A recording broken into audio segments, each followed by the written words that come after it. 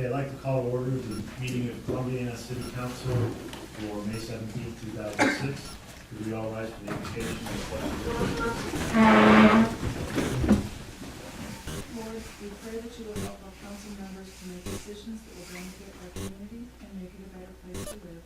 Give them courage and faith to carry on their duties. In your name we pray. I pledge allegiance to the flag of the United States of America and to the republic for which it stands, one nation under God, indivisible, with liberty and justice for all.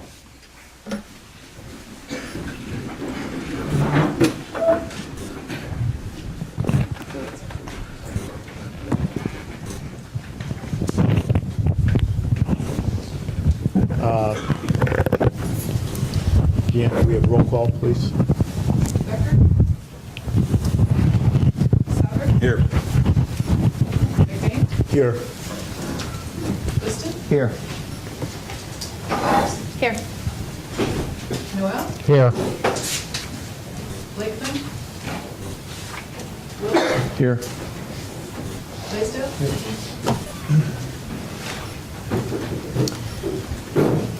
Everyone should have received the minutes for the meeting held May 3rd, 2016. Are there any additions or corrections to those meeting minutes? Hearing none, the minutes will stand as presented. I have a proclamation to read.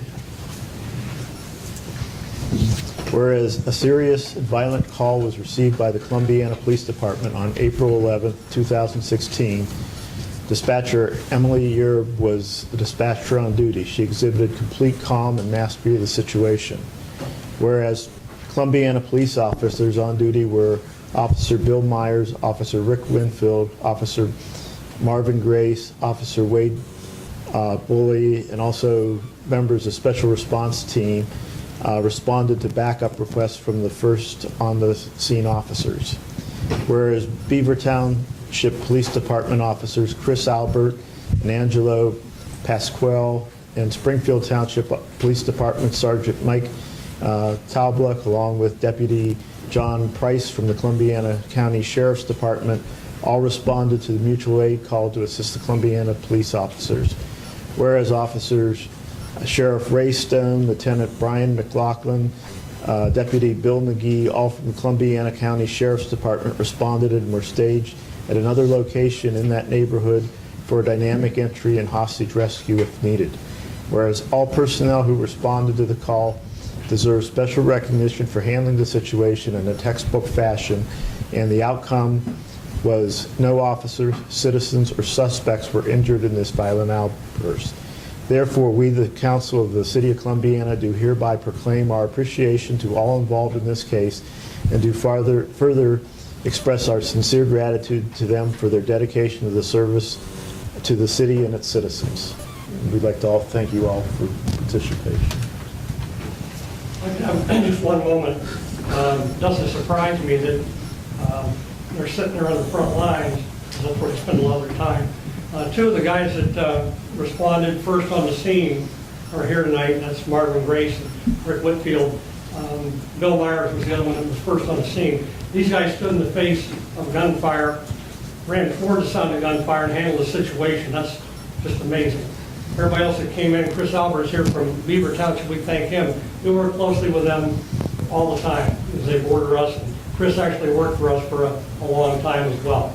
Really, first on the scene of any call was the dispatcher. She took the initial calls, fielded all those calls. If you listen to these recordings, she is just completely calm and in control of the whole situation. Never got upset, was calming influence on the callers, got help there quickly. All these folks did a fantastic job. I really appreciate council recognizing that. It's particularly fitting during this week, which is National Peace Officers Memorial Week, that recognizes those who were killed in the line of duty. Gun violence against police is up 167% over the same period from last year, the first 4 months of the year. So it's really a dangerous job. We appreciate everything they did. Well, the rest of us, including me, slept in comfort behind our locked doors. They put their lives on the line and got this handled. So thank you for recognizing. Thank you guys. Thank you, gentlemen. Thank you.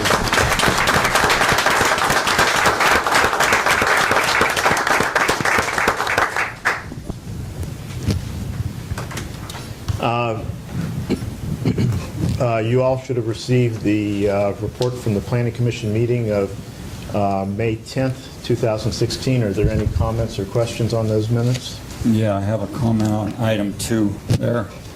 The food vending truck with a permission from 8 to 2. We're going to have a tough time doing that with a 2-hour parking limit on our streets. I don't know how we're going to take care of that. I agree with you, and I think even more important, I don't think the Planning Commission has the authority to change our parking ordinances to permit something like that to occur. And then the second thing about that as well is they're guaranteeing, they basically said they were going to guarantee 2 spaces. I don't know how on earth we're going to prevent someone from parking there and guarantee those spaces. So to me, I think we need to do something to inform the vendor, the potential vendor, that Planning Commission was outside their scope and cannot guarantee the right to park there for anything beyond 2 hours. And I don't know how we do that, Dan. You're absolutely right. The Commission has no authority to expand the parking legislation. That would have to be done by this body. And I think the person to whom that permission was given needs to be notified, and the matter needs to be reviewed.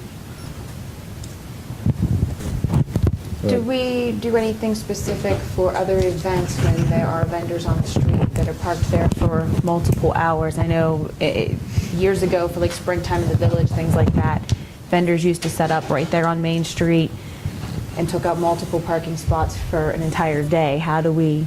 Those That's are a special cases, event. yeah, those are cases where a special event, some organization or group has come before council, requested permission to do that, and then received permission from council to do it.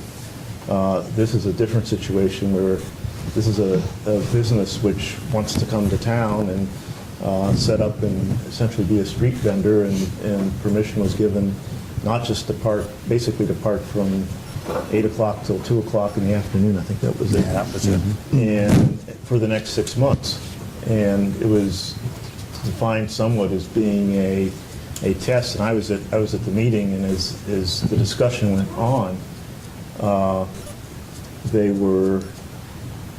brought up the parking issue. They suggested other alternatives for parking, but then when the final motion was made, the motion was made to allow 4 hours of parking for the next 6 months, with the exception of the weekend for street fair. So I just think they stepped over the line a little bit, and we need to advise the individual that that just can't be honored, I don't think. Is it my understanding also that this is maybe some of this partnership with Generations, kind of how we have the brewery that has a food vendor coming into the back of their business? I understand, that's not taking up parking, but is that the same situation where this is a vendor working with Generations? I believe that may be the case. That the only thing they indicated was that Generations had said that it was okay for them to park in front of their building, but Generations doesn't own those parking spaces. Those are city parking spaces. Whereas the parking for, or the place where the food truck is located is on private property. And I don't think anybody had any objection. In fact, that was one of the options given there, was if they were to park on private property, that there'd be no issues with them doing that. So the real issue is the street parking where there's a 2-hour limit.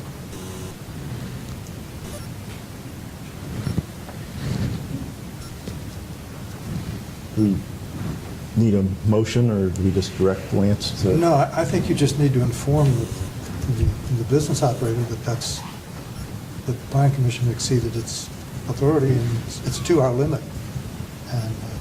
And Well, I guess what I'm asking is, can Lance or you do that first? yeah, absolutely, because Okay. there's nothing being changed here. The parking regulation is clear. It's been clear for 40 years. It's 2-hour parking down there, except on Sundays and holidays. Mhm. During the meeting, The parking lot south of AAA was brought up. And that is a city-owned parking lot. Do you see any, should I bring that option up, or, because they talked about it a lot. I actually asked, Is there a parking time limit on that city lot, or could they be parked there the time without? yeah, I'd have to check violation? into that. I just didn't know if you wanted me to give her any options at all, but. I don't think there's a limit on that, but I'm not sure. Because I hadn't heard that. it really sits right off the sidewalk there. I mean, it's almost as close to the road. It's actually Yeah. safer. Well, I mean, it's not as close to Generations as where they were planning on parking. True. That's why I was asking if Generations had a specific reason for having them there, if this was a That partnership. wasn't brought up. No, I don't think so. I think she's really trying to generate her own business there. In fact, I would say that she was relatively flexible on, on what would happen, and seemed, to be amenable to any type of decision was made. Yeah, I just think that it's a problem because, I mean, if someone is parked there, then she may not even be able to get into the parking space that was designated, and I don't see how we could prevent someone else from parking there if they chose to. So, all right, then, Yeah. I'll give her a call tomorrow. yeah, okay, thanks, Dennis. Any other questions on the... Moving on, recognition of persons willing or desiring to appear before council. Mark? I guess that would be me. I'm here to answer questions this evening regarding an ordinance that is under old business. So I do desire to appear. Check that. Come forward and state your name for Deanne. My name is Mark Hudson. I'm a local attorney, and I represent and am here on behalf of Buckeye Transfer Realty, Inc., who has filed a petition for annexation to the city of Columbiana. Thank you. Questions now, or wait till that appropriate time? I guess that's up to council. Do you want to ask now, or do you want to... I can wait. Wait until the discussion, it's on the agenda. Very I good. think we should wait. Okay, we will do that. Anyone else wishing to approach council? Okay, moving on to the manager's report. Okay.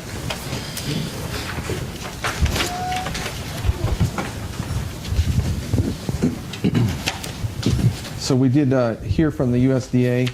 We've been expecting that for the last couple of weeks. They did send us a letter today, and they did have a few concerns about the front-end documents, but I don't think it's anything that's going to slow us down much. So we did get that, as I said today, and it's a good sign.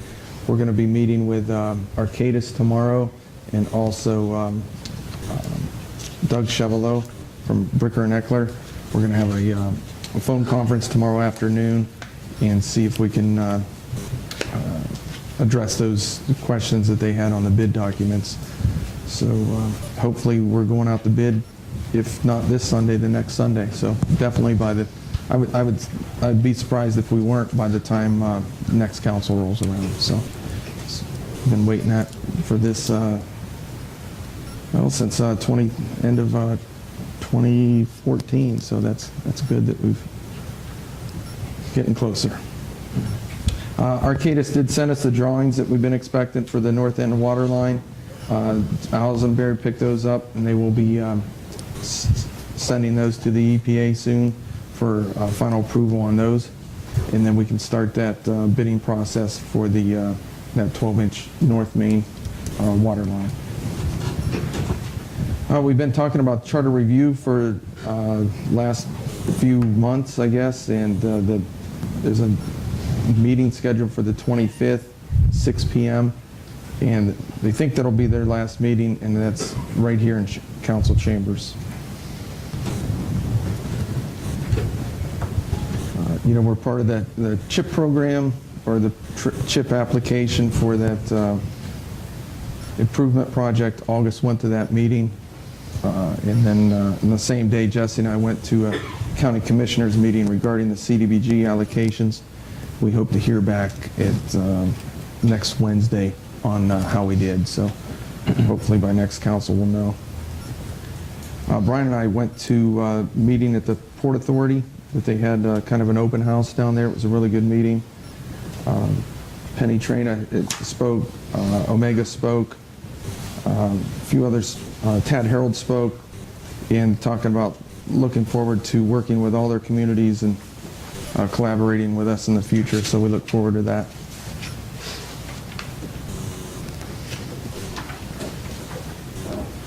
We've been working on bringing utility accounts up to current. So we've been performing shutoffs and shutoff notices as usual. We've been removing some trees throughout the city, as some of you know. There's just had to address some safety concerns with some trees on several streets, and we've taken that down, taken a lot of them down, and grinding out the stumps, and we'll fix that, fix those yards when we're done there.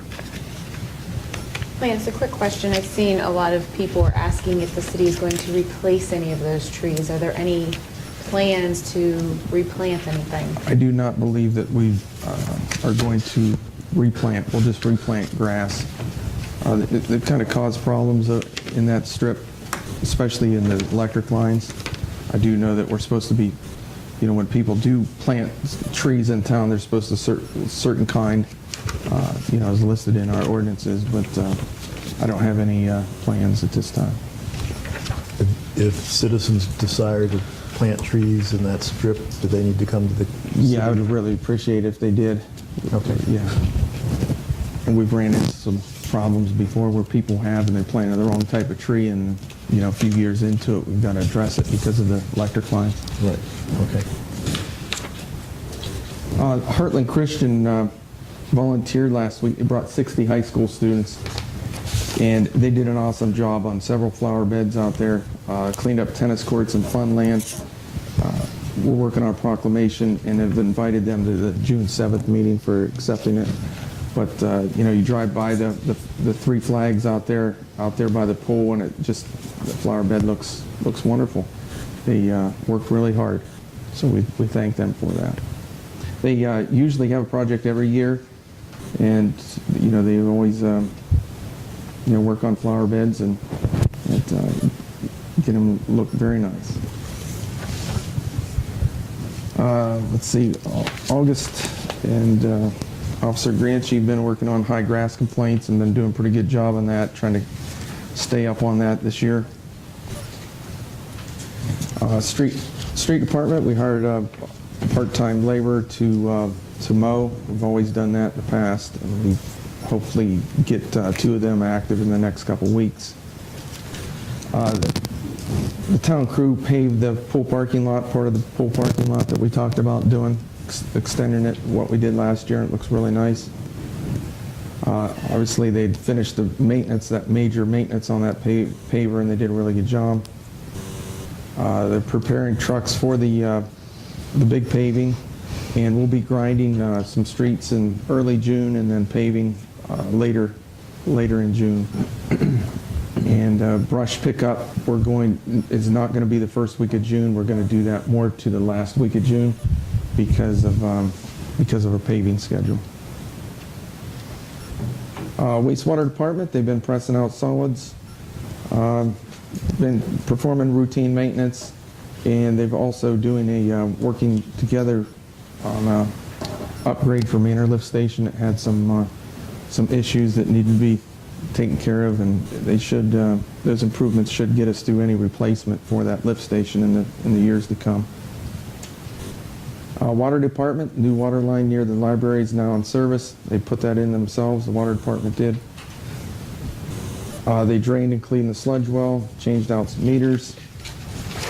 Park and cemetery, they're concentrating on mowing, and a company completed the regrouting and caulking of the pool, and they started filling the pool today. They noticed yesterday that there was a leak in some of the plumbing, and the water department went over there and fixed it today, I believe. So they did it was either yesterday or today. They did a good job. They finished painting both of the pools again, and then helped out with Heartland Christian when they were here last week.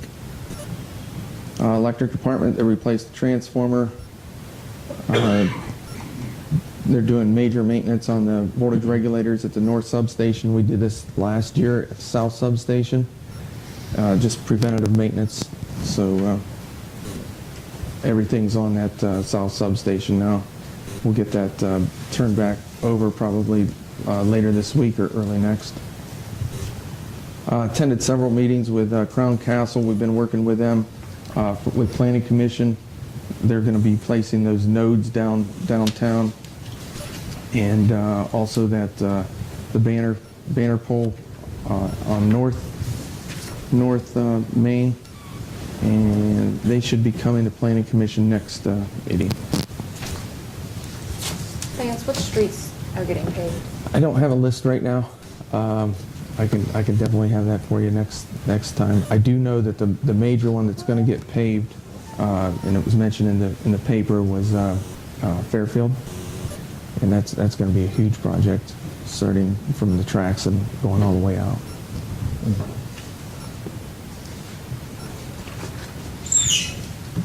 That's all I've got, Dick. Okay. You should have received the Mayor's Court report and also the EMS report for April. Any questions or comments?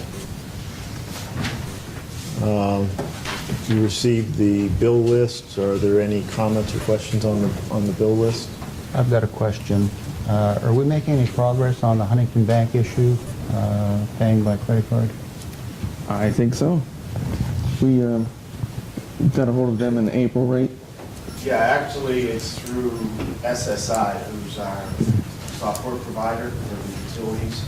And there's a company that is working with SSI to integrate the system. It's called Invoice Cloud. And they're still working on it. They're getting some of the bugs figured out.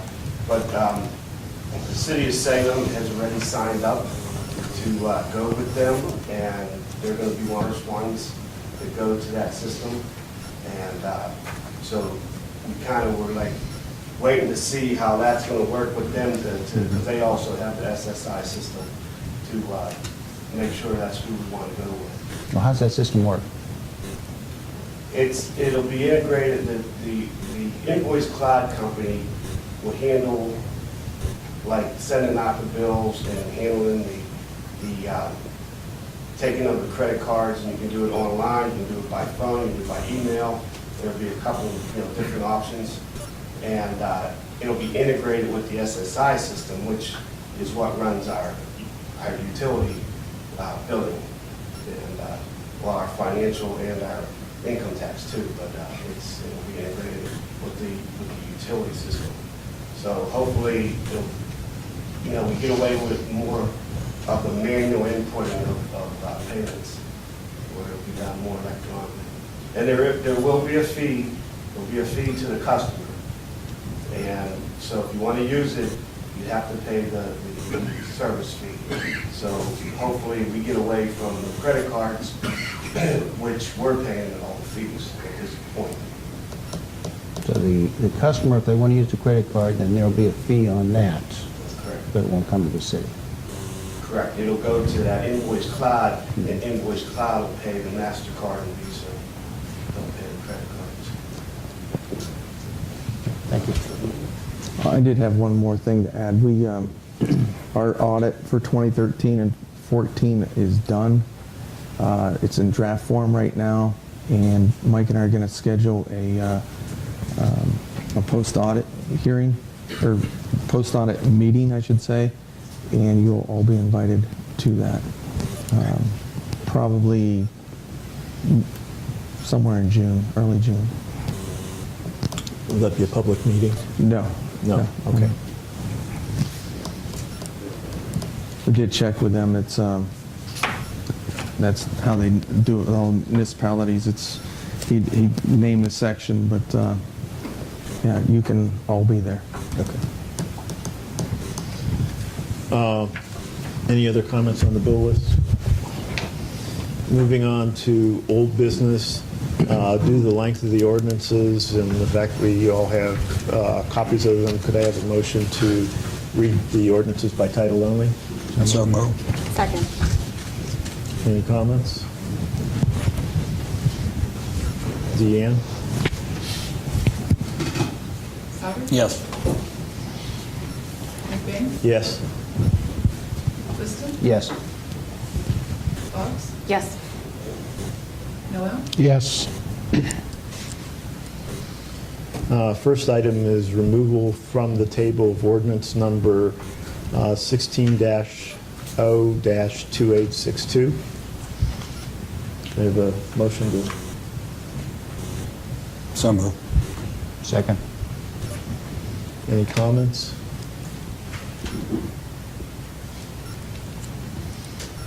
Deanne? McBain? Yes. Liston? Yes. Fox? Yes. Noel? Yes. Souter? Yes.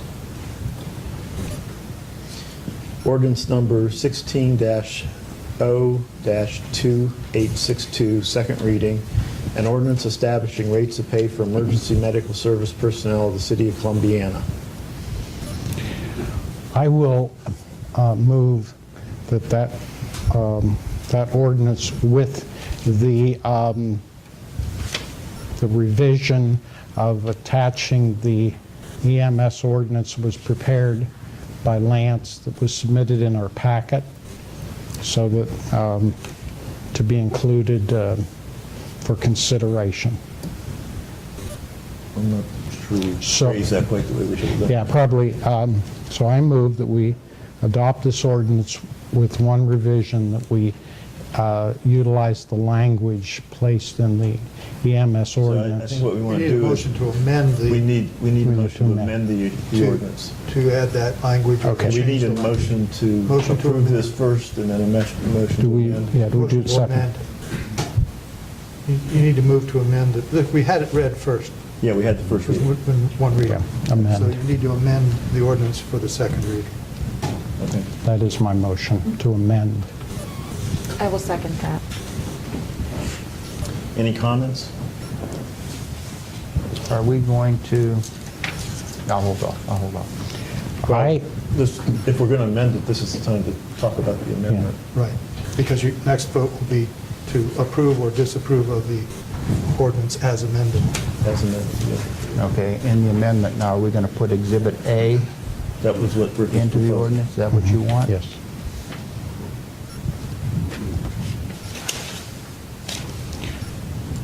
And I think there's been a lot of good work put into this. I feel that this amendment will enable us to deal with some of the issues and concerns that were brought forward concerning the payment of our EMS employees. And I think it's very well prepared, and I think it's will be a real asset to that department. Other comments? I do have a couple questions. For example, in year 3, if an EMT on call is promoted or goes to the AEMT on call, is that an automatic move then to the new pay grade? No, they would, Tom would recommend to me, and I would, look at his review of them for their consideration, and that's written in the language too. Okay. And we had an issue, issue's probably not the right word, but I'll use it. We had an issue with the 2 to 3 hour pay for the EMS Yeah. if they didn't go on a call. Yeah, and that has not changed. Only section 2 and 4 would have been amended on this. So the original ordinance that you voted yes on did address that. It went from 2 to 3 hours. But this amendment is specifically looking at the pay scales that were different, and we feel that it kind of addressed that gap that Tom wanted to place in there from the new hire to the guy that's been here 10 years. So it kind of moves. It's the same, it kind of lags behind, if you will, and it does fit into the budget. So. Okay, and this, if we approve this, it'll go into effect immediately? June 1st is what it reads. Okay, and Our budgets are okay with that? Yes. Yeah, after a lot of thought and looking at our table, I've kind of almost moved back to the original proposal and done so more from the thinking of how many companies operate, which is you hire somebody on and they individually get pay raises periodically over time, and their pay raises accrue to them over the course of their time at the thing. What we're doing here is we're essentially creating a schedule where every so many years a person gets a pay raise no matter what. No. And I kind of, I realize we probably will give raises periodically every so many years. And I'm sure they'd like to see us do it annually, not just once in a while. But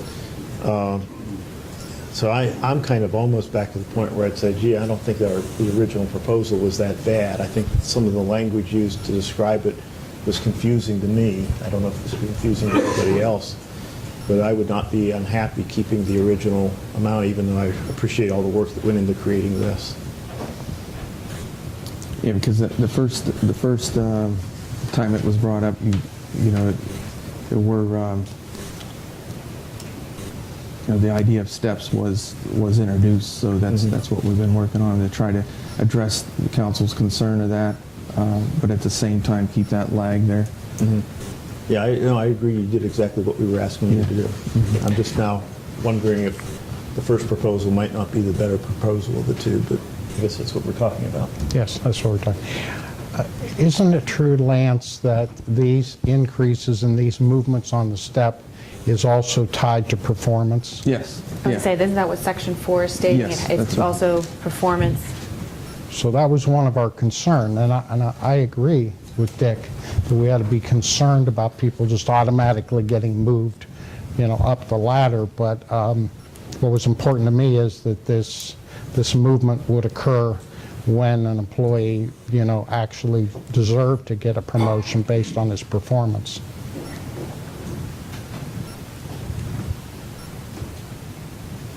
Any other comments? Okay, then we have a motion to amend the existing ordinance. Deanne? Liston? Yes. Boggs? Yes. Noel? Yes. Souter? Yes. McBain? Yes. Now we need, could I have a motion to approve the ordinance as amended? So moved. Second. Any further comment?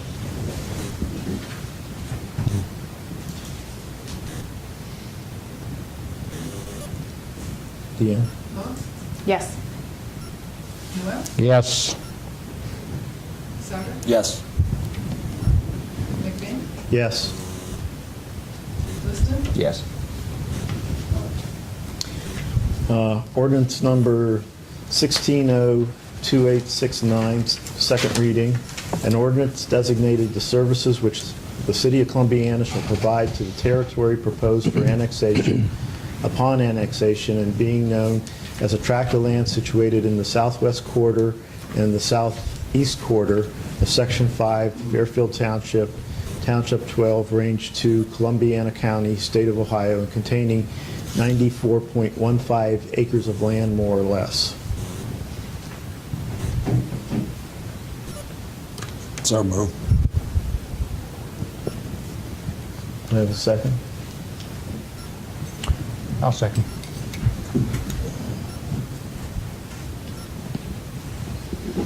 Any comments? I guess I think now's the time. for Yes. Mark. Now we'll let Mark come up. Mr. Hudson, please. Be happy to answer any questions. I misspoke earlier. I'm actually the agent for the petitioners for this annexation. As the agent, I would be representing Buckeye Transfer, Inc. and Buckeye Transfer Realty, LLC, which I think I misidentified as Buckeye Transfer, Inc. Jerry Stoneburner, Lee Stoneburner, and Lisa Wallace are here with me this evening, so I wanted to make sure I corrected that. Also, I'm going to apologize. If I'd known you were considering this 2 weeks ago, I would have tried to be here. I did not know that, since I did understand from reading the newspaper and from discussions with Mr. Willard that you did have some questions. I thought probably, although this is a little bit unusual for me to appear at this stage of an annexation, I'll be happy to answer anything that I can, because I understand that you do have some questions. So with that, if anyone has any, I'll be happy to explain anything that I can. Have you and the petitioners seen this ordinance? I have, Okay. yes. And the petitioners are willing to agree with all terms that are outlined in this? The petitioners ordinance? are willing to agree to terms that are outlined in the ordinance. I suppose one question might be, are the petitioners planning on installing the utilities immediately, and rather than kind of beat around the bush, because I think that's one of the central questions, the petitioners at this point in time do not need the extension of utilities. The extension of utilities, we've spent a lot of time over the last 3 years determining with engineers what the cost of that utility extension will be. And I believe that that is ever so increasing, but we're now at approximately, for water and sewer, I believe somewhere close to $1.7 million.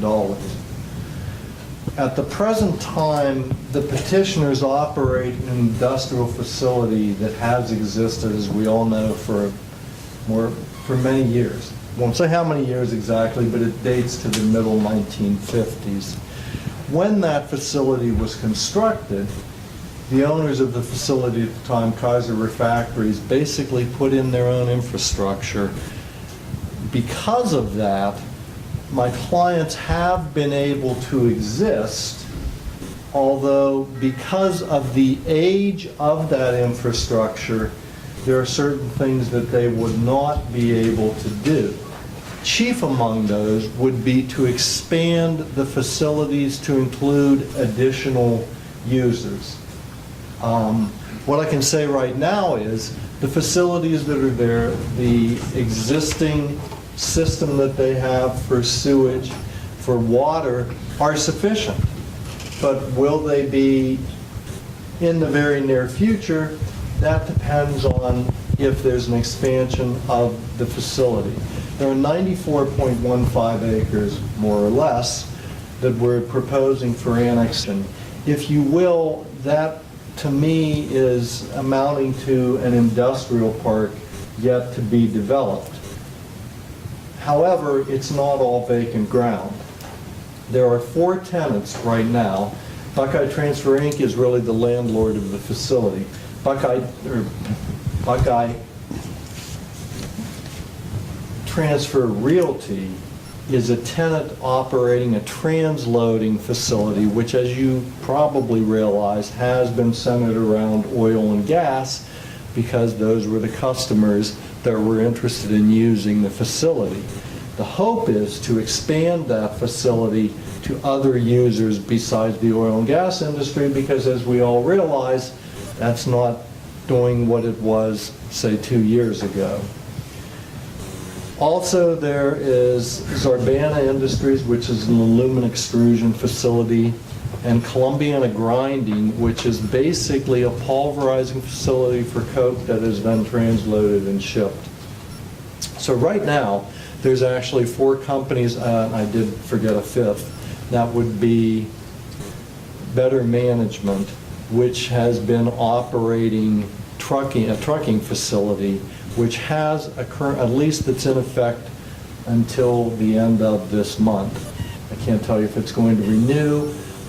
Better Management obviously was operating a lot of trucks that were involved in oil and gas.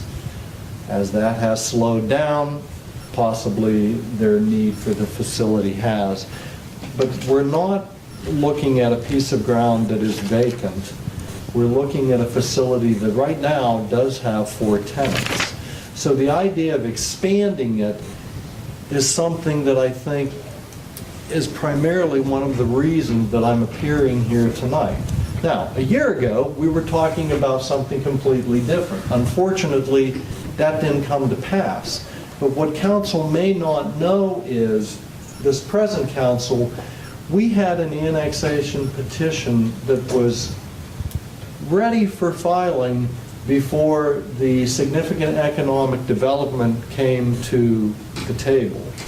We then delayed filing an annexation petition at that time and kind of switched gears to a specific type of annexation that, quite frankly, is not very common in the state of Ohio and certainly has never been done in this area before. Once that proposal seemed to not be going forward, we regrouped and looked at the idea of, and my clients had to look at, do we still want to go through annexation? You have to understand, I've been involved in this process for about 3 years now. They've been involved in it longer than that. So they've wanted to become part of the city of Columbiana for the same reasons for a number of years. All right, what are those reasons?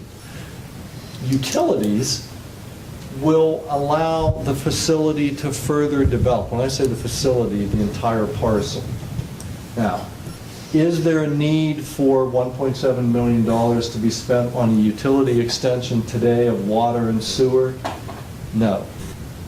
Could there be 2 months from now? Certainly. Could it be 2 years from now? I can't tell or promise exactly when that would be.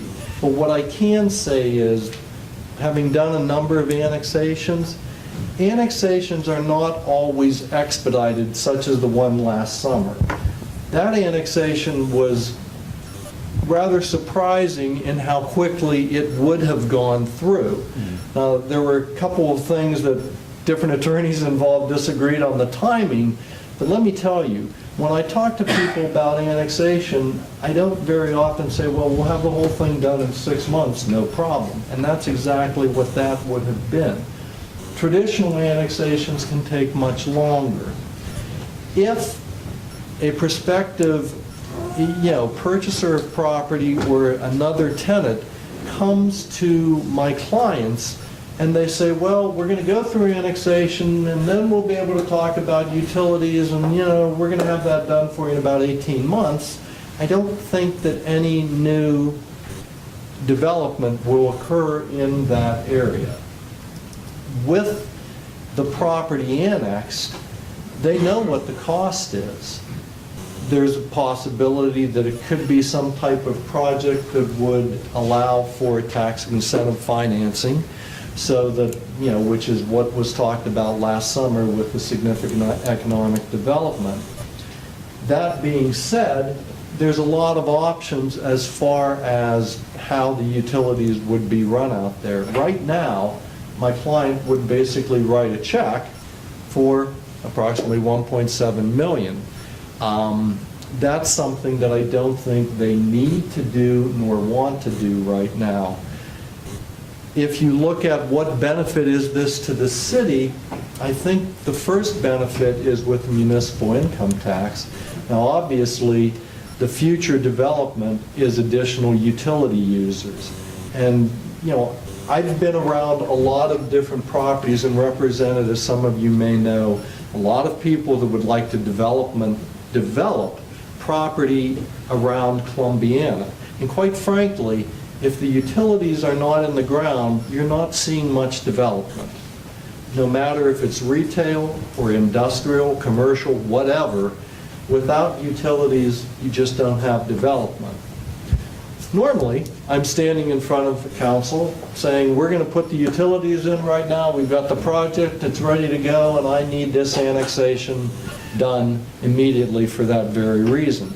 This is a little bit different, but I think when you look at it, we have what amounts to an industrial park that could create several, if not more than several, additional users, industrial users.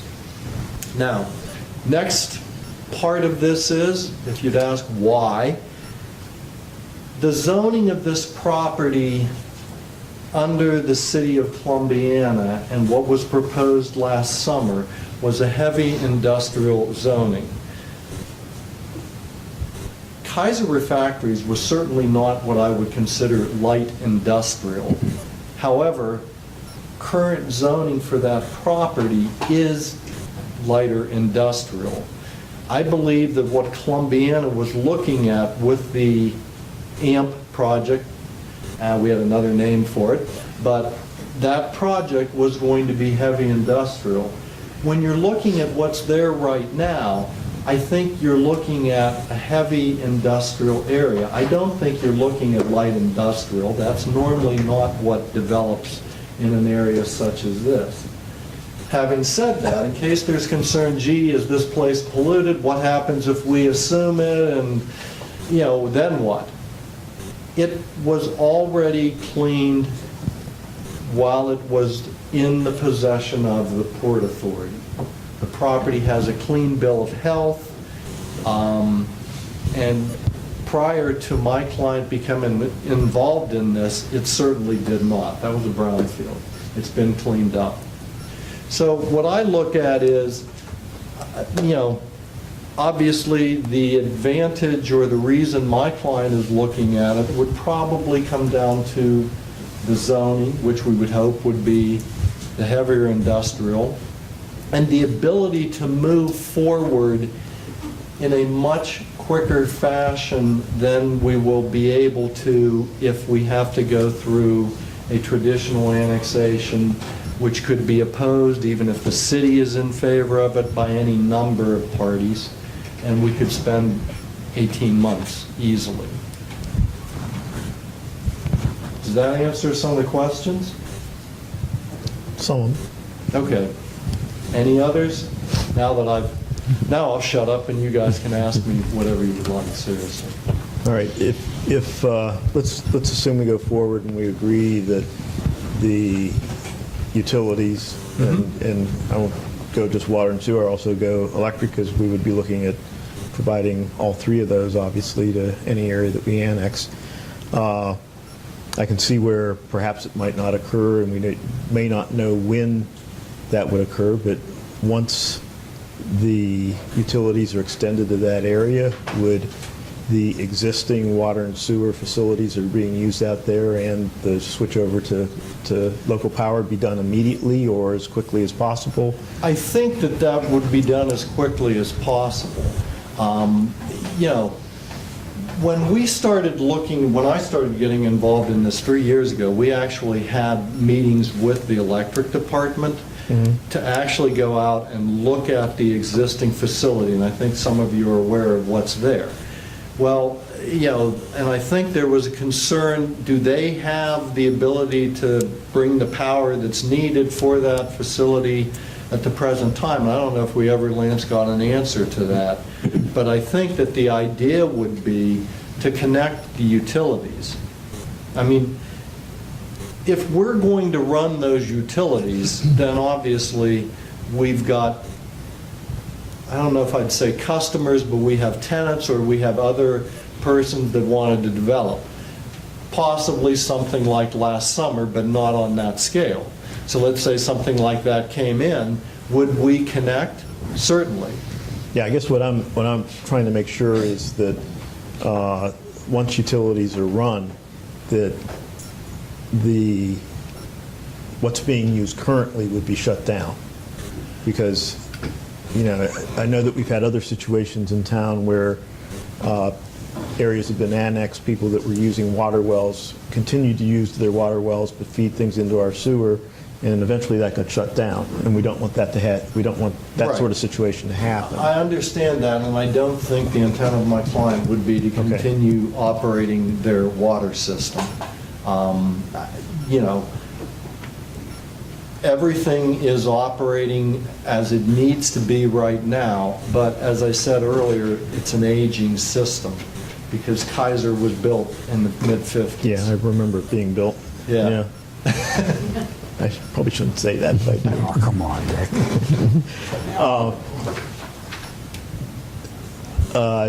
It's an aging system. Are you faced with a problem of EPA or someone coming in and saying, you know, this no longer is adequate, it needs to be No. shut down anytime in the near future? No. The city has been very helpful with regard to the water system that's out there. I think Lance can explain more about that than I can.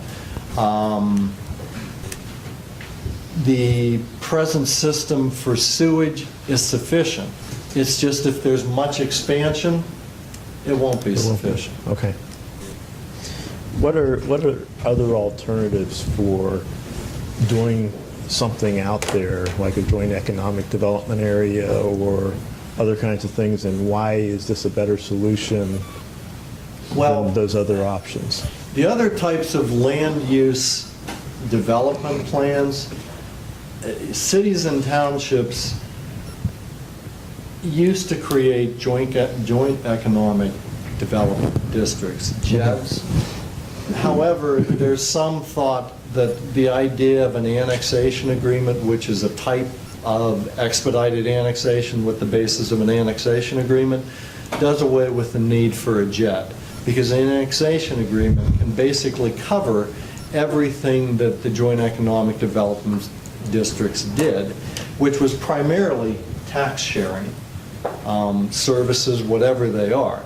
You know, municipalities and townships do not seem to have trouble working out safety forces agreements, road, maintenance agreements.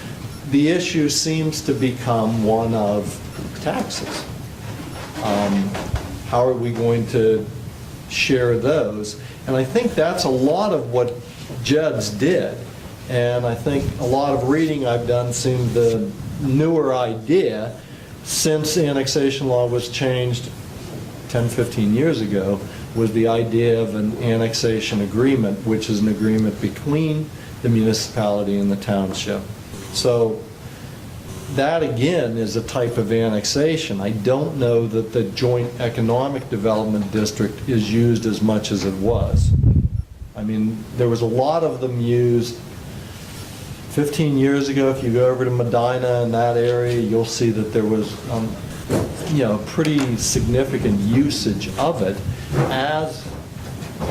as a different idea instead of annexation, because annexation law at the time could tie everybody up for years.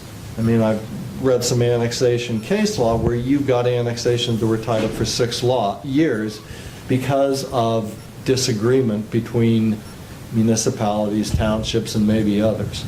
So the idea of the annexation agreement, the JED was, okay, we're going to agree on this. In a lot of JEDs, municipalities agreed to extension of utilities, the land stayed in townships, and then we figured out how we're going to divide up the taxes. So an annexation agreement can cover anything, but again, it's still an annexation. That actually touches upon one of my questions. When I was reading the paper, I think I read one of the concerns is the tax dollars and where they are going to go. I believe that is currently Crestview school districts that receive those tax dollars, and annexation would bring those tax dollars into Columbiana's district. Is that? No. No. It would not bring, the school district still stays the same. It does not change the district. I'm not going to have people from the 2 districts telling me that we're changing school districts on you. We're not. However, there is a piece to this as far as the tax that I think may need to be addressed with the school district. Okay. I'm not trying to be evasive. It's just coming up. And I think there is a piece that may need to be addressed, but it's really just the Crestview School District. It's not Columbiana. If we agree to the annexation, what's your schedule, or what kind of a time frame are you looking at for the utilities being out there? Well, that is, that's the difficult thing for me to say.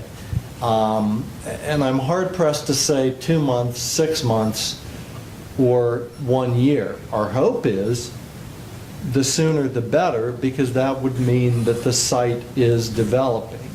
over the past couple of years, my clients have had numerous, proposals for developing this, for doing that, but they really haven't been able to act on them because most of those proposals involved some type of expansion that would need utilities.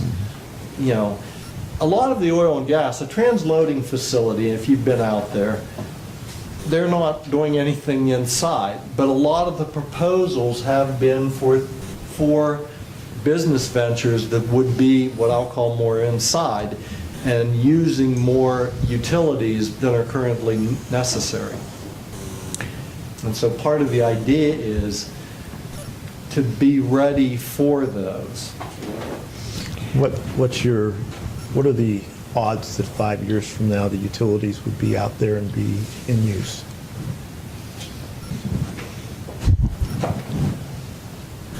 I think the odds are pretty good. I don't know that I'd say, 99.9% odds. I suppose I better be a little cautious. That's what I'm supposed to be. But I think better than 50%. I see this area developing, I can see some other areas developing, but they're not going to without utilities.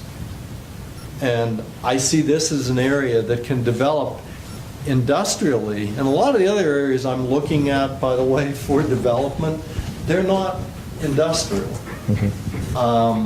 So, how long did it take this city to fill up the industrial park? Could there have been more usage there? There's a good question. Some of the other areas I see that are people always have talked about for development are more commercial, not residential as much as, retail, things like that. This is altogether different. So I look at this and I see, a very good possibility for development, but nobody wants to look at land without the utilities in the ground. From the smallest retailer to a big box retailer to heavy industry. Well then, okay, so you said earlier, if you don't have utilities, you don't have development, and the whole crux of our annexation is based on, some firm indication that you're going to accept utilities, and now you're telling us maybe a 50% chance in 5 years. So I'm like totally confused. Okay, and possibly I misread, because what I do not see in the proposed ordinance, yes, we will accept them, but it doesn't say when we will install them. Do you agree, though, that the ordinance is pretty clear that we wanted something to happen pretty fast? That's the way I read Section 1. In the event the petitioner shall fail to enter into utility extensions agreements, then, in a timely fashion, the annexation of the subject territory may thereafter deemed rejected by the city and held for naught. So I saw this ordinance as being very timely with regard to the extension of utilities. Give me one moment, if you would. It's right there, Section 1. And we go into great details about what utilities we want to extend there. Exactly. And while you're thinking about that, what is our history to annex property and not extend utility? Recent history of Columbiana? We don't. We have areas where we haven't extended utilities.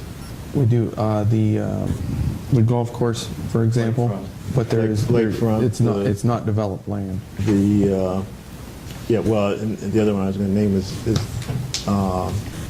out on Route 14 to the west of It's town. kind of at the end of Section 1. The Corey property. The Corey property and the Cope property that was out there.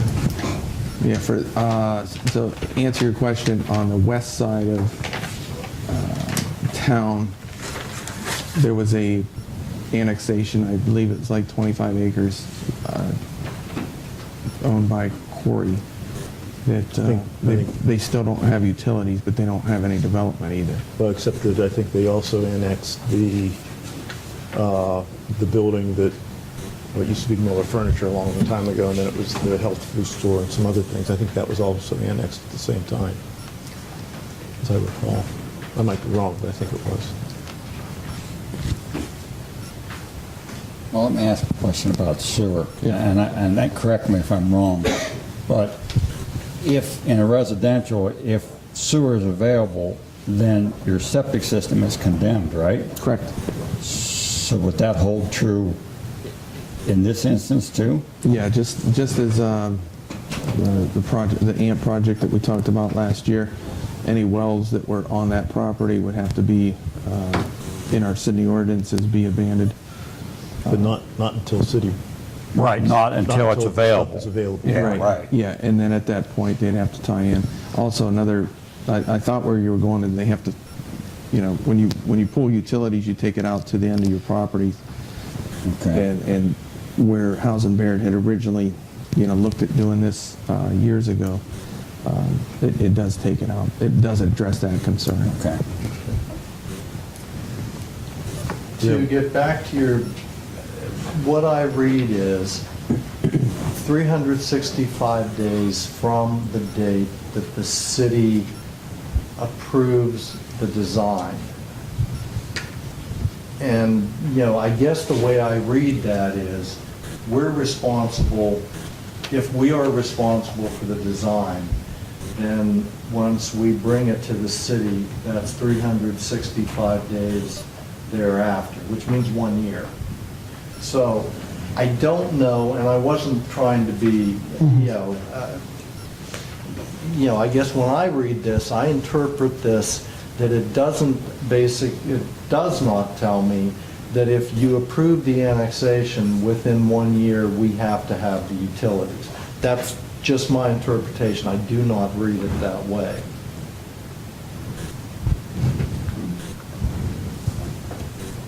Now, if I'm misinterpreting that, I'll be happy to, revise my thinking, but the way I read it is 365 days after the approval of the design by the city, that's when the extensions are to be completed.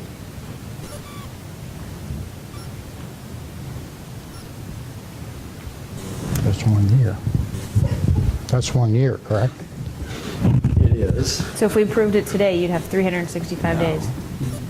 That's not the way it's... That's not the way that reads. I read Where's that at on here? Sorry. that the ordinance is basically saying, even if you approved it today, the design would not be approved. So design approval plus 365 days. So, okay. So when it was designed, so we start from the date of design and then add 365. Yes. So when he asked the question, or somebody over there, what's the chances of having the development in 5 That's years? why You I said, said- well, you said 50% chance. Well, again, who's going to provide for the design of the utility? Is that going to be the city or is that going to be the developer? Considering the developer is responsible for 365 the days, okay. extension, I didn't see I guess that. I interpret that to mean that it's us, the developer, that's going to have to basically provide the design. Now, Mark, I think there's no mention of 365 days in this legislation. You may be looking at the one from AMP.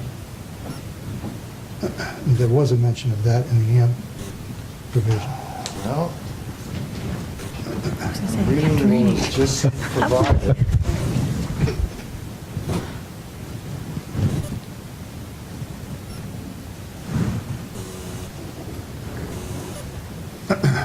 Subject to the foregoing obligations, petitioner said extension may be provided within approximately 365 I days think after you're looking at the approval. wrong, I don't think you're looking at the proper ordinance. Well, that's, This- then I haven't been provided with the right Okay. ordinance. And the thing that the councilmen are talking about is the last sentence in the ordinance, which indicates, I'll just read it. In the Okay. event that the petitioner shall fail to enter into utility extension agreements deemed to be necessary and/or appropriate by the city and perform in full and timely fashion thereunder, the annexation of the subject acreage shall be deemed rejected. And the concept when AMP was involved was that, yes, the city is required to provide this ordinance for the county commissioner's consideration. Correct. But the proposal and the objective at that time was to enter into utility extension agreements between the time the matter was presented to the county commissioners and the time that the city was obliged to accept or reject, which is about 90 days. Right. And during that period of time, those agreements were intended to be made, and they were intended to do what everybody is talking about here, the immediate extension of utilities and the cost and who is to do this and who is to do that, all in these agreements. And one of the reasons that the project was rejected by this council was that there were never any agreements made. I mean, there were other factors involved in that situation Right. that took it out of the proposed area in Fairfield Township. But the reason for the drafting of the ordinance as it's drafted is that council needs to be assured that the utilities will be extended in a timely fashion and complete. Okay. And I think Mr. Noel's point is, if Well, you... and, go But ahead. this I don't essentially, have the ordinance, I'll be This- quite honest with you. This is the one that we're talking, that must be the one from the Apparently I previous sent him the wrong one. annexation. So, sorry. The way this is written, if I'm understanding it correctly, there is no definition of timely necessarily. That's to be put into the utility extension agreements. This is an acceptance to go to the county commissioners with the understanding that in the interim, agreements will be reached, executed, and completed. and if we were unable to reach those agreements, then we would reject the annexation in Exactly. the future. Exactly. So in other words, if we were to enter into a negotiation where we said, we're interested in having utilities extended within the next 18 months, and you came back and said, well, we aren't willing to make any pledge to do it in less than 5 years, we may not be able to reach agreement, and then at that point, the annexation could Would be conceivably rejected. Or you might come to us and say, well, we think we need at least 5 years, and we might settle on 3 or 4, or who knows what. So basically, we're saying we have not agreed yet on the extension of the utilities, other than the fact that we plan to do it, but Right. the exact terms of it are still open to negotiation. Is that correct? Yeah, and then it leads us, and I thought you asked a good question about 5 years, because I was looking at that same word she was, timely, to get some sort of understanding of what that Well, was. just to give you an idea of the time, this matter is going to the county, if this is approved, whether this is approved or not, it goes to the county commissioners on the 8th of June, and of course, we have 20 days to get it there, so we're right on the cusp of getting it there if we get it there tomorrow. But as of the 8th of June, assuming that the county commissioners approved it, and then they would send it back to us, upon our receipt of it, we have to hold it for 60 days. We can't do anything for 60 days. Okay. And at the end of that 60-day time period, then you have another, basically 60 to 120 days to approve it or reject it. If you don't approve it, it's deemed rejected at the end of the time period. So those utility extension agreements are intended by this agreement to be completed and executed within that time frame. Right. Now, you could say, yes, we're going to, our agreement, our utility extension agreement will say that the utilities must be extended by, within a year, or 6 months, or 2 years, whatever you decided. Whatever, yeah, right, that's You what I was could do getting that. at. But the point is to nail it down, Right. to have it, to be comfortable that it is going to be done within the prescribed time period. So Right. that there's basically no ifs, ands, or buts about it. If you're coming in, this is what you have to do. We can literally start that discussion What, after, if we approve this today, when exactly can that discussion start? Anytime. So at the next do we meeting, we'd be require able to... the commissioners to approve it before we start that discussion? Well, the commissioners don't approve it, this is, Right. this That's the point, is right. moot. And one thing I will add, part of the reason that you're not allowed to do anything for that 60 days, the commissioners actually have 30 days after that hearing to approve. then there's an additional period for appeal, so that if someone doesn't like the commissioner's decision, they can go to the Court of Appeal, and there's actually 2 ways to appeal an annexation. And that's when I get into, these can take up to, say, 18 months, because if it goes to the Court of Appeals, that's a year. Or And as long then, as they like the that. interesting thing about that is, if that happens, does the year that we would agree to even start to run? And there's actually case law that says, no, nothing runs because the whole thing is stayed while it's on appeal. Now, that's one case I read. So, in any event, I apologize. Apparently, I didn't read the right ordinance. Well, you didn't have it. So, maybe I should take back my 5 years, 50%. No wonder you're a little surprised with that answer, and I apologize for the answer, but in view of the fact I wasn't looking at the right ordinance, I guess you can understand it. You know, our intent is not to annex this property and let it sit there for 5 years. You know, my clients are businessmen. That's not the idea. The idea is to develop this, pure and simple. Okay. Any other questions from council? We have a number of people in the audience. Does anyone in the audience have questions for Mr. Hudson?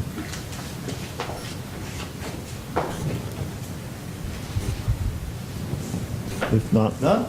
Thank you. thank you. Thank you. I made the statement at the last meeting, and I'll make it again. I think this is an ideal direction for us to go for industrial development. Is there anybody in the audience who would like to address this issue independent of asking Mr. Hudson a question?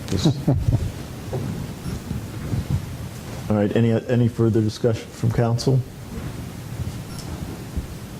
Okay. Deanne? Noel? No. Sauber? Yes. McBain? Yes. Liston? Yes. Boggs? Yes. Motion Vote passes. Okay, moving on. Ordinance number 16-0-2870, second reading. An ordinance authorizing the city manager to enter into a contract with Mid-Ohio Valley Line, Inc., P.O. Box 734, 16360 State Route 7, Marietta, Ohio, 45750 for purchase of lime for the water plant. So moved. Second. Discussion?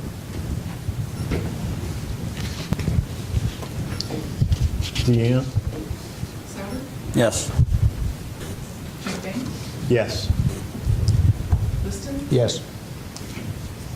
Boggs? Yes. Noel? Yes.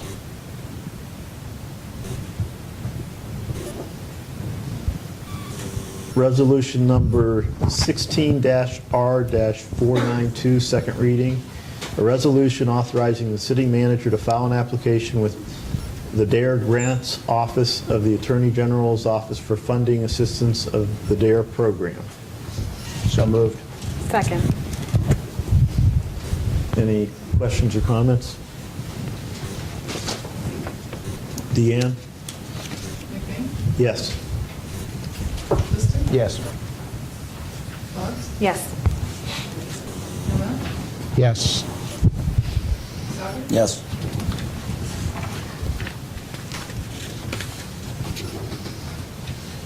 Under new business, we have one ordinance. I'd like a motion to read this as an emergency. So moved. Second.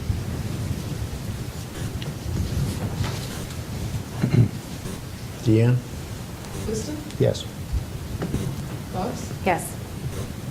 Noel? Yes. Sauber? Yes.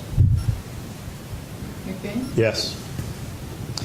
Ordinance number 16-0-2871, an emergency ordinance authorizing participation in the ODOT Cooperative Purchasing Program for winter contract 018-017 for sodium chloride rock salt. So moved. Second. Any comments?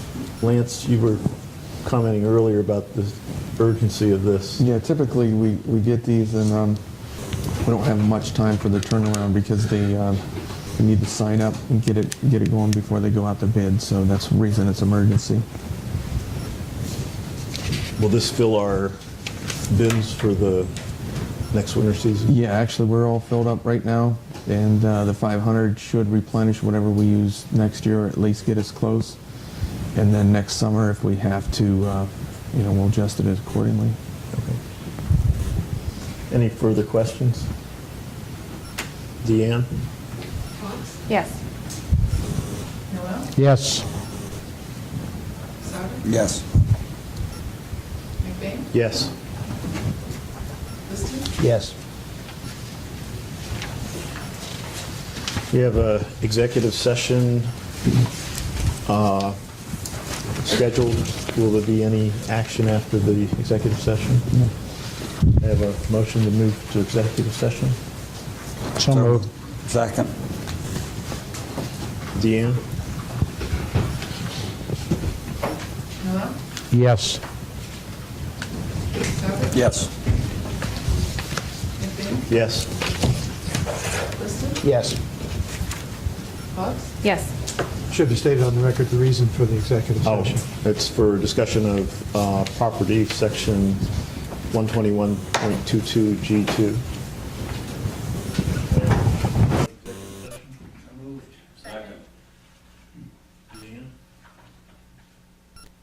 Souter? Yes. McBain? Yes. Liston? Yes. Fox? Yes. Noel? Yes. Any further council comments?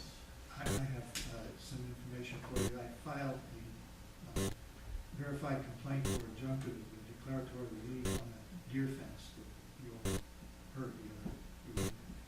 And also a motion for preliminary injunction.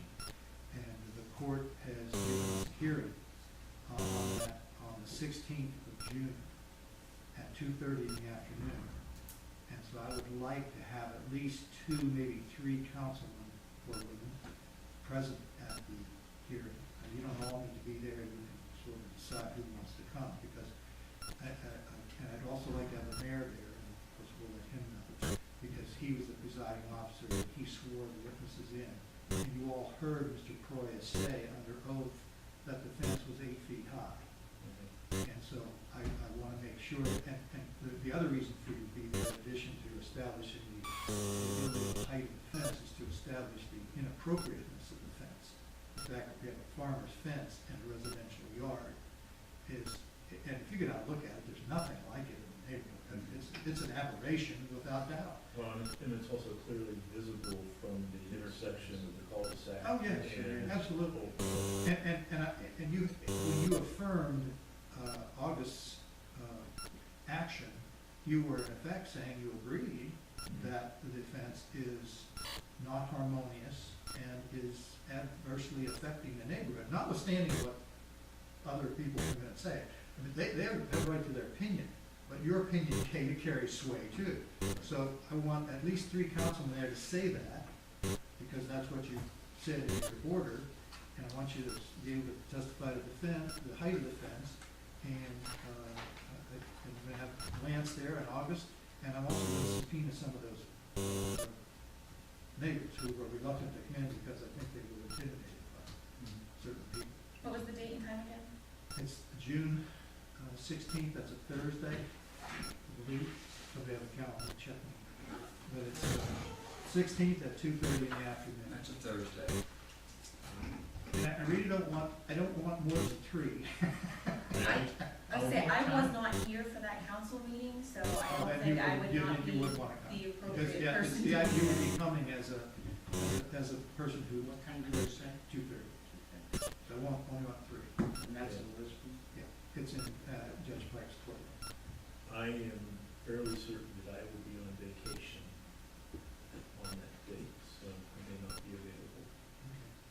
Well, Ted has I have a, yeah. that's kind of a conflict. Yeah, I do, don't I? No, you really don't have a conflict. No. But I can see, so if we could get Skip, Rick, and Dan to come in, that would be good. Or two, yeah, he doesn't have a conflict, you know. I know somebody. Oh, okay. Somebody very close to the judge. Yeah. Crystal's looking at me, his wife is the court reporter, I didn't know. Oh, yeah, no, I'm just like, thinking, oh, wait a minute. I'm thinking all the way back to I the whole think you were looking at situation. me, what are you talking about? I thought it was under an extradition order myself. Well, if he is, Cindy put him under it. I just have one other comment concerning the food trailer issue. I don't have any real problems with food trailers in and of themselves. We have an ice cream truck that usually runs around town during the summers and some other things like that. But when I was looking through the ordinances and so on, it's not clear to me that those are regulated in any way, shape, or form. I don't think they are. And it's not even clear to me that they're required to pay the $10 annual fee for a solicitor's license, or whether or not they do. But I think it would behoove this council to look at the whole concept, not just of food trailers, but street vendors, and ask ourselves, do we need more detailed regulation, to consider more detailed regulation or not, for the future. And I'm not suggesting we do anything right now tonight, but just, I think everybody ought to take a look at what we got and think about whether or not we ought to ask for additional things to be written up for the future. Absolutely, because we're too many private interests that impact it. Well, we've got a 6-month test period, we can kind of see what happens. We don't have to jump right into it. No, and I wasn't suggesting that. I'm just saying we ought to, I think we ought to start thinking about it. We should do. Now, a question on the annexation. If everything goes through, then we can go back and haggle a timely fashion with them, right? Here's the catch, Ted. We're not approving the annexation by doing what you did tonight. We're just saying, if the annexation is ultimately approved, these are the services that we will make available to you, Mr. Petitioner, as long as you pay for them and do what we want you to do. That's all we're saying. But we have the right to reject this annexation in the final analysis, no matter what the commissioners do. The commissioners can say, yeah, it's great, we want you to do it. This body right here can say no. And the problem arises when you say yes, and then the petitioner defaults, i.e. the golf course. I mean, oh, big plans, it's gonna be sold, there's gonna be a big development out there. Nothing, nada. And now those buildings came down, and Lance is to be commended for getting them down. And that was great. But what happens, if that happens out there, you've got a monumental problem, monumental building out there if it goes bust. We're going to suffer a lot of dynamite. But, nobody wants that. I agree with Ted, I think that it's got the potential for growth, but you gotta look at the downside too. And the reason that I was so concerned about it is that the reason I drafted the legislation that I did was to give us the opportunity to say, this is what we want. And you have to agree to it, and you have to give us comfort that you're gonna do it. Maybe even a bond, maybe something that, we're not taking, oh, well, we'll do our best, or we might do it in 5 years. Mark was in an awkward spot there, and he was telling you the absolute truth. Because his clients were saying to him, we don't want to do this. We want to annex, but we don't want to extend the utility. Yeah, and I think we had to put him in that awkward spot. I do too. Well, he had his option. He didn't need to come tonight. I told him that I would pass it along to you if he wanted me to, but to his credit, he came in. Yeah.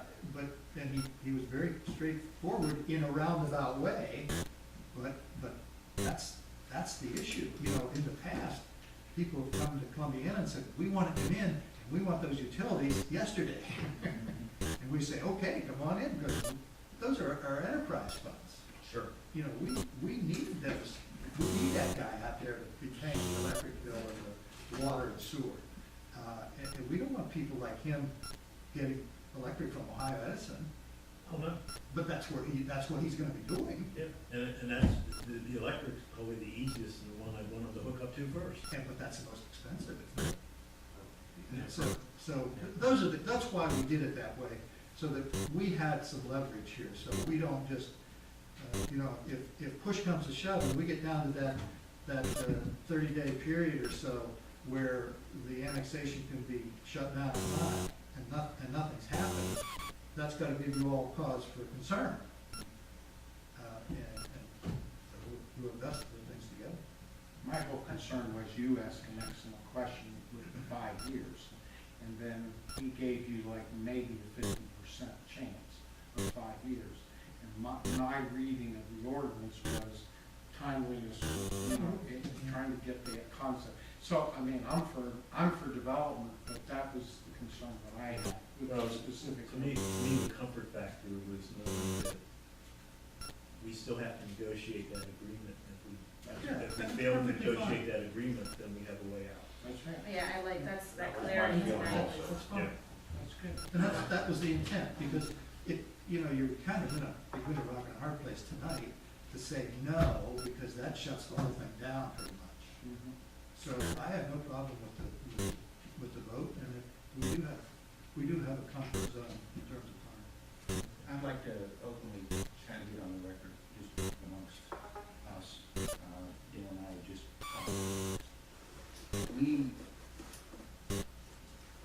I'll say we need a meeting to really sit down and think about what we want out of this thing. And I don't think it's, a 5 or 10 minute get together. There needs to be a lot of thought put into what do we want out of this, what are we going to, what's the time frame that we're in demand, and so on and so forth. So we may have to react very quickly.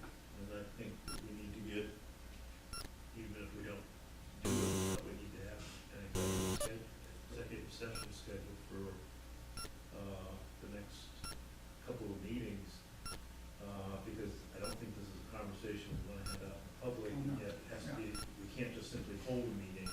Well, that's the problem. That's problematic, because we had executive sessions when we were dealing with HAMP, because HAMP fell into a unique category of the economic development, significant economic development. And there's a brand new section in the executive session section of 121.22, which says when you're dealing with a significant economic development, you can have an executive session, talk all you want to about it, because it's a different animal. This doesn't fit that. This doesn't fit. Well, and So- having public input on our discussions publicly about it. Yeah, I don't have any problem at all in you talking about it publicly. I agree with you that you should do it, and each of you should decide for yourselves what you think is important here, and then hash it out. I do it right here in public. You could call a special meeting if you want to, but I think it's gonna have to be public. And I don't have any problem with that. It might be good to do it as a joint meeting with planning commission. You could do that too. You could do that. But it's a big deal. This is a big deal. Yeah. It's a very important decision that you're gonna be called upon. And I wouldn't, personally, I don't think having a council night or something like that, or a planning commission meeting makes sense. I think it ought to be a special I meeting. agree. It's a unique Right. problem. You're right. Yeah, and you need to get some comfort from those people. I mean, you can't just, say, well, we think we could, we might, we want to, but, that's not gonna cut it. No. Did you pick up when he was talking, the name Kaiser? Yeah. Yeah, those kinds of factories owned the built the original building. Oh, that was, okay, Yeah. all right. Yeah. Yeah, that building's pretty big. For the record, did he mention the aluminum extrusion? Yes, he did. I missed it, and then I noticed. One of the five. Okay.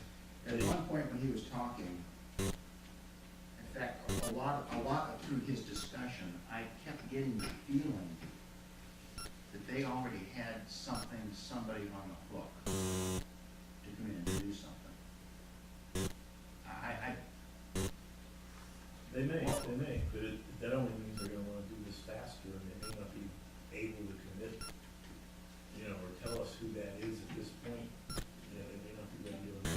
And they may not have to, but it almost seemed like they really wanted this for some reason.